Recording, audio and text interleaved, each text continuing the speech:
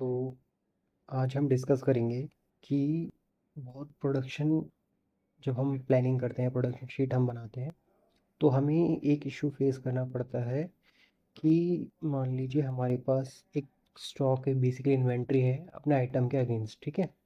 और हम उन्हीं आइटम को जब हम प्रोडक्शन में जाते हैं तो वो बार बार आइटम रिपीट होते रहते हैं। जैसे कि अभी मैं बात करता हूँ इस प्रोडक्ट की, तो आप देखेंगे 4 बार रिपीट हो रखा है हमारे यहाँ पर, ठीक है। तो इन केस यहाँ पर अभी जैसे कि लिखा रखा है, पहली बार जब रिपीट हो रहा है तो उसके हमें 27 क्वांटिटीज़ चाहिए, देन 28, देन 24, देन 10। एंड हमारे पास इसकी सिर्फ 40 क्वांटिटी है। तो मैं चाहता हूँ कि पहले वाले के आगे ये लिखा आ जाए, part quantity to be made is zero, क्योंकि 40 हमारे पास पड़ी हुई है, ठीक है। ऐसे ही अब हमारे पास, अगर हमने उसमें 40 में से 27 हमारे पास पड़ी हुई है, तो हमारे पास बची 13 और 28 हमें नेक्स्ट वाले के लिए बनानी है। तो अगर हम पे 13 पहली पड़ी है, तो अब हमें बनाने के लिए कितने चाहिए होंगे, बेसिकली माइनस की कर लेते हैं। अब हमें बनाने के लिए शायद 15 चाहिए होंगे, ठीक है। तो उस बेसिस पे फिर अगर हम 15 में से देखें, तो नेक्स्ट वाले में हम फिर यहाँ पर 24 लिख देंगे, क्यों, और यहाँ 15 लिख देंगे, क्योंकि 13 हम पे पहली पड़े हुए थे और 15 अब हमें इसके लिए बनाने हैं ताकि हमारे 28 कंप्लीट हो गए। ऐसे ही नेक्स्ट वाले 24 बनाने के लिए हमें 24 चाहिए, और नेक्स्ट वाले 10 बनाने के लिए हमें 10 चाहिए। तो ऐसे ही मैंने इस प्रोडक्ट के लिए किया है। जब मैं इस प्रोडक्ट के लिए आऊँ तो सेम इसी के लिए वही रिपीट हो, और अगर मैं उसके बाद वाले प्रोडक्ट पे आऊँ इसके लिए भी सेम रिपीट हो, ऐसे ही करके।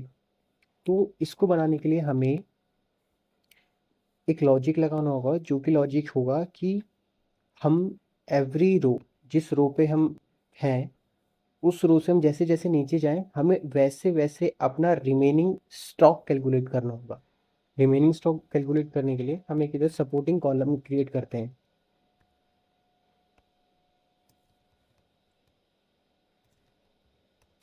ठीक है। नेक्स्ट अब हम क्या करेंगे कि अब हम देखते हैं कि हर रो पर जब हम रिमेनिंग स्टॉक नीचे की तरफ लेके जाएंगे अपने फॉर्मूले से, तो हम चेक करेंगे कि इस वाला जो कोड है ये, इसकी हमारे पास हर रो के बाद कितनी क्वांटिटी बच रही है। उसको करने के लिए हम सबसे पहले एक फॉर्मूला लगाते हैं, वी लुकअप,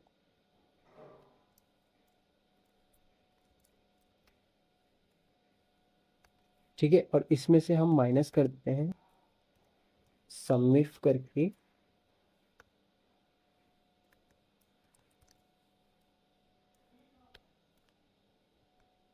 जो क्वांटिटी हमें रिक्वायर्ड है।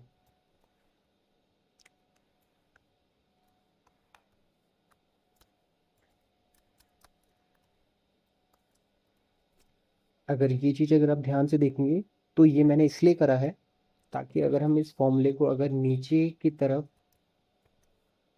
डालना चाहते हैं या नीचे की तरफ सिंपली पेस्ट करना चाहते हैं, तो हमारी जो रेंज है वो एक एक रो करके बढ़ेगी। जैसे कि अभी हमने यहाँ से 2 से 2 ले रखी है, देन यहाँ पर जाएंगे तो 2 से 6 हो गई, इसी तरीके से 2 से 9 हो गई, इसी तरीके 2 से 11 हो गई। तो इस तरीके से हमारी वो रेंज बढ़ेगी, ठीक है।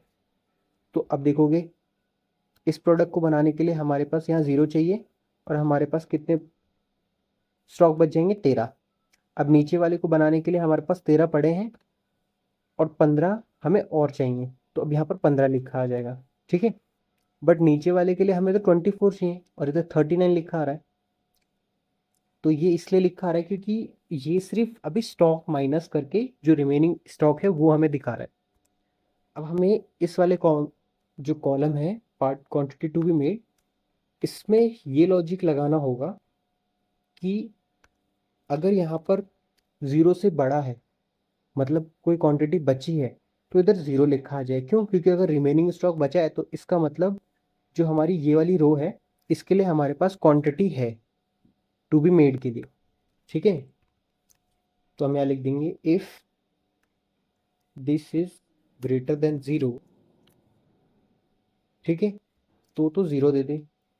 इसके बीच में हमें क्या लॉजिक लगाना है, अगर वो 0 से बड़ा नहीं है तो जो भी नंबर इधर नेगेटिव में आ रहा है उसको वो पॉजिटिव में कन्वर्ट कर दे।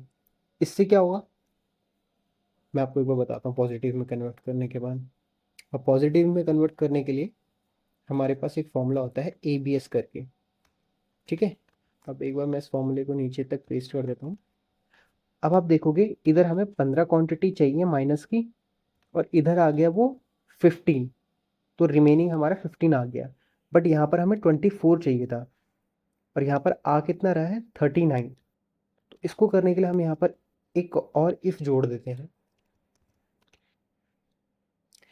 कि अगर ये वाला जो वैल्यू है वो बड़ी होती है हमारी जो क्वांटिटी हमें बनानी है, तब तो वो हमें यही दे दे D2। अदरवाइज वो हमें यही क्वांटिटी दोबारा रिपीट करा दे। अब इससे क्या होगा, मान लो अब हमें इसके लिए हमारे पे 13 क्वांटिटी बची थी, तो हमने 28 में से 13 माइनस करके जो बचा हमने यहाँ पेस्ट कर दिया। अब देखा कि हमारे पास यहाँ 29 आ रहा है और हमें जब की चाहिए यहाँ पर 24 ही, तो हम चेक करेंगे कंडीशन लगा के, अगर ये वाला वैल्यू प्लस में लाने के बाद इससे ज़्यादा है तो यहाँ पर हम ये वाली वैल्यू पेस्ट कर देंगे, अदरवाइज यही वाली वैल्यू को हम पॉजिटिव में ला के पेस्ट कर देंगे, ठीक है।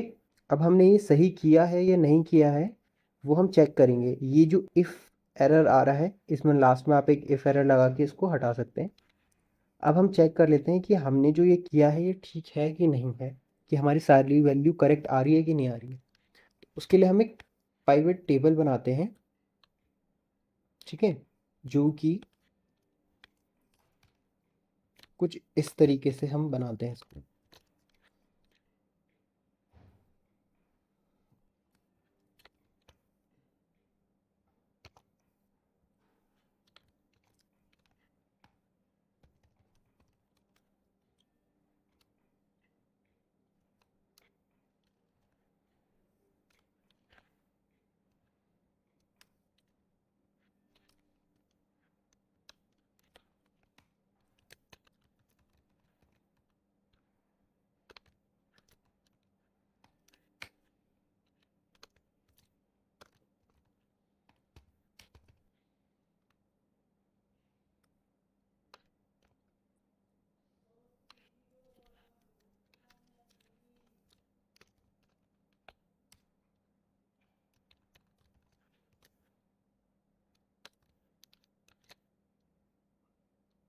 ठीक है, तो अब हम यहाँ पर चेक करेंगे कि हमने कितनी क्वांटिटी टू बी मेड करनी है अकॉर्डिंग जब हम एग्रीगेट लेके चल रहे हैं, ठीक है। तो अब हम नॉर्मली इसमें से माइनस कर देते हैं ये, तो हमें इतनी क्वांटिटी बनानी थी, और जो अब हम फॉर्मूले से हमने वैल्यू निकालनी है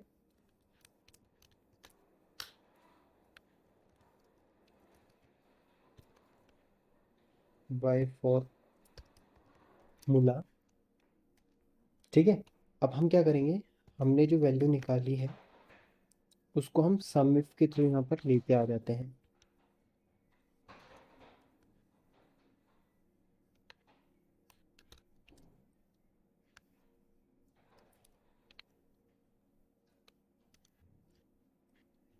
सॉरी, ये सी कॉलम होना चाहिए,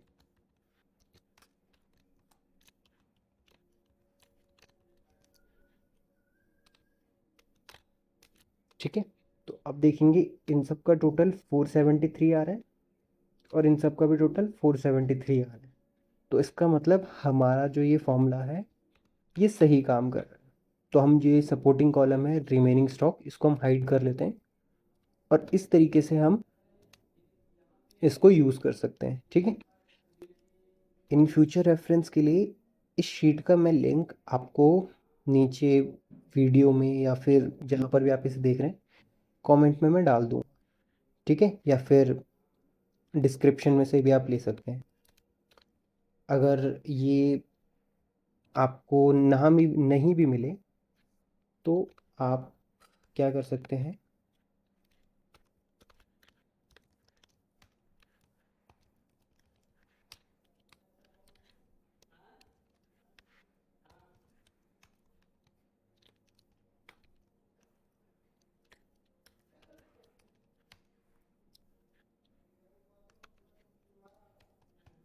ठीक है, ये मेरा कॉन्टैक्ट नंबर है, आप मुझसे कॉन्टैक्ट भी कर सकते हैं इसके लिए।